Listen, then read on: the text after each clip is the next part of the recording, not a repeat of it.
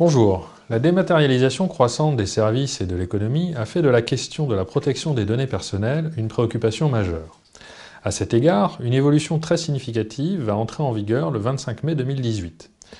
Il s'agit du règlement européen sur la protection des données personnelles. S'agissant d'un règlement européen, il est d'application directe dans tous les États membres, sans qu'une transposition ne soit nécessaire. Ce règlement vient définir un cadre unique en matière de traitement des données personnelles au sein de l'Union européenne et s'appliquera à tous les traitements qui seront déjà mis en œuvre à cette date. Au-delà de cette harmonisation des règles et de l'organisation d'une coopération renforcée entre les autorités nationales, ce règlement vient remanier en profondeur le système actuel.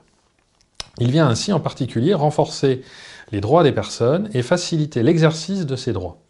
Le principe est l'accord préalable, lequel doit être exprimé de manière non ambiguë, après avoir obtenu une information claire, intelligible et facilement accessible. De nouveaux droits sont créés, comme le droit à la portabilité des données. De nouvelles règles sont prévues pour le traitement des données des mineurs de moins de 16 ans. Les recours collectifs seront désormais possibles en matière de données personnelles et un droit à la réparation des dommages matériels ou moraux en cas de violation du règlement est introduit. De nombreuses obligations applicables jusqu'à présent aux seuls responsables de traitement, c'est-à-dire ceux qui en définissent les finalités et les modalités, seront désormais applicables également aux sous-traitants. Si les formalités déclaratives seront pour leur part allégées, il sera nécessaire d'organiser la protection des données dès le départ et de pouvoir en rendre compte à tout moment. Des outils spécifiques devront être mis en place, tels que la tenue d'un registre, la notification des failles de sécurité ou encore la certification des traitements.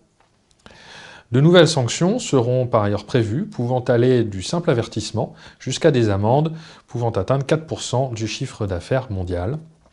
Il est donc impératif de se préparer à l'entrée en vigueur de ce nouveau règlement. Nous vous remercions.